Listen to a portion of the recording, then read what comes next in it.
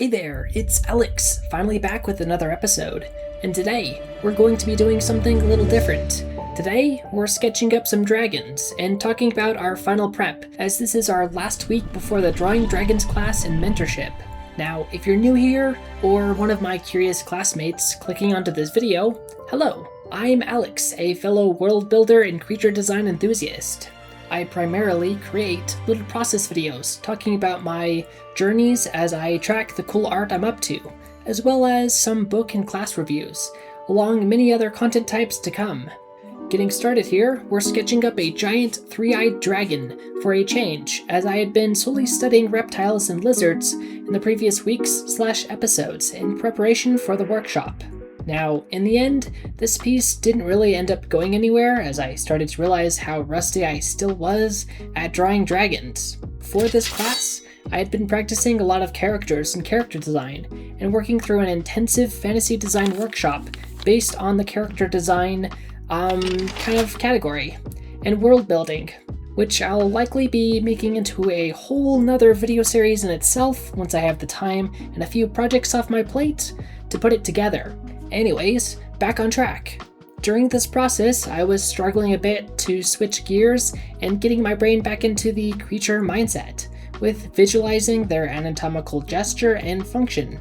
I had been in the character mindset for a little too long, and I know that sounds a little crazy, but it's kind of hard to describe what I was feeling and kind of going through there. Sometimes art can be very vibe-based and not quite logic-driven on some things, as it's a creative process. Well, for me at least. With that said, here is where I decided I needed to draw as many dragons as I could to work through the rust, taking notes of the places I felt I needed to work a lot more on. Now, I admit, during this, in the moments, I had a lot of mental anxiety creeping into the back of my head and doubt in myself, seeing how far I've fallen behind in dragons. I kept thinking of all the dragons I've drawn before this that were so much better than what I've been struggling to sketch up here in these pages. Now, I'm not one to dwell on the negative sides of creating in my videos, but at this point, I was feeling pretty low, and it's something I decided to emphasize in my notes here as I was outlining this video. Now, looking back, I shouldn't have been so hard on myself, but I still used it to drive me forward, to keep me trying to do better. I focused on keeping the form simple and leaving the details to the claws and wings. Basically just focusing on getting down the shapes and simplifying what wasn't really necessary, like the head or other kind of aspects like that, trying to practice. It was good to keep iteratively exploring and working through these dragon designs. And eventually, I decided as my final page, I would do a study based on one of the dragon references I had collected. Doing this study helped me tremendously, and I was actually starting to have fun again, as I was roughly following my reference.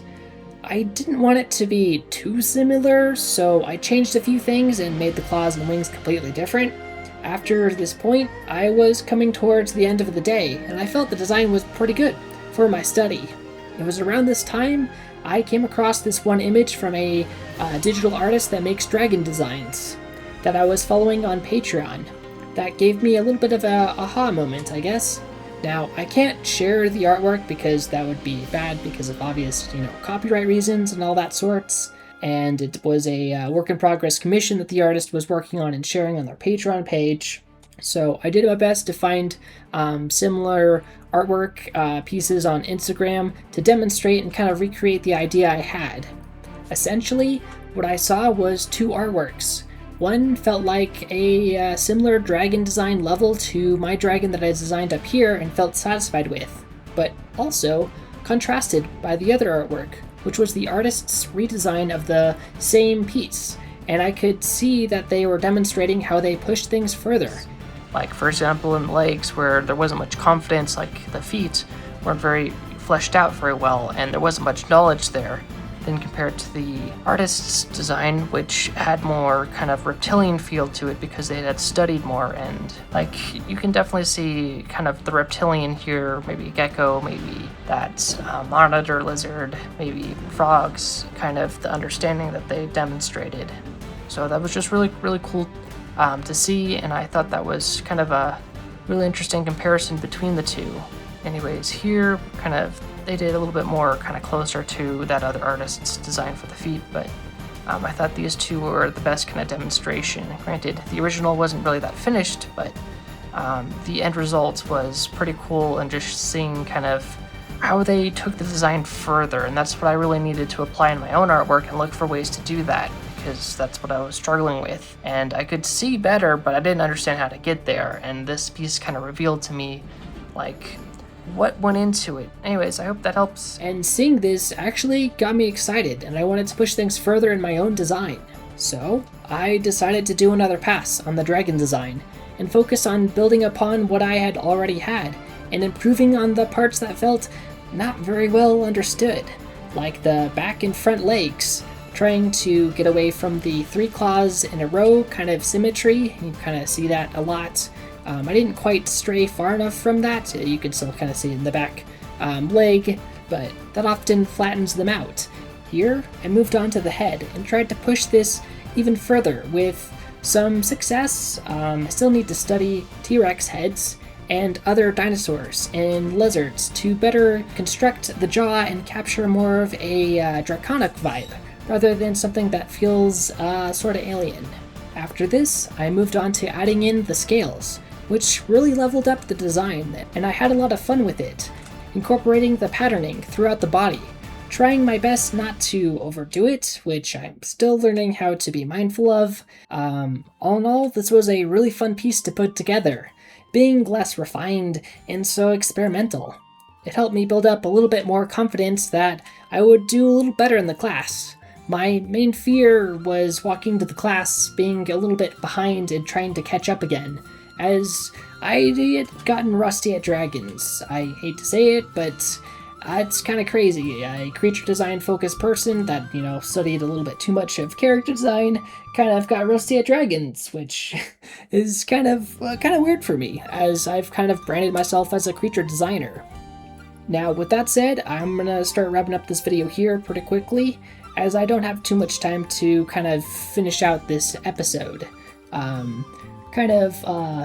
Real life event that happened recently was I adopted a puppy. So I've been kind of struggling with time lately, trying to look after my puppy Atlas, and then also keep doing art and making these videos. So things have been a little bit slower, as I've been trying to keep one eye on my work and my process in making these videos, and the other eye on Atlas and making sure he's not eating cables or tearing up stuff or being super destructive, because he likes to do that. He's not the worst, but it's a puppy and you can't keep him outside of your sight, or hey, no, stop, don't eat the rug. With that said, I hope you enjoyed the episode, and I will be talking to you in the next episode, where we're going to be covering the mentorship and Dragon Design Workshop. I'll be splitting that most likely into 2 or maybe even 3 episodes, as I have so much homework for it that I've got to cover, and I'm so excited to tell you guys about it and walk through the process. So with that, I hope you'll join me on this adventure, and your support would mean the world to me, as I'm beginning to run the gauntlet this year to get monetized, before YouTube increases their monetization requirements next year. Now, with that said, we're going to let the rest of the time-lapse play out here, as I ended up picking the piece back up after the class ended to finish out the rendering for this video. And as always, don't forget to check out the previous episodes in the Dragon Study Preparation series. And I will catch you in the next one.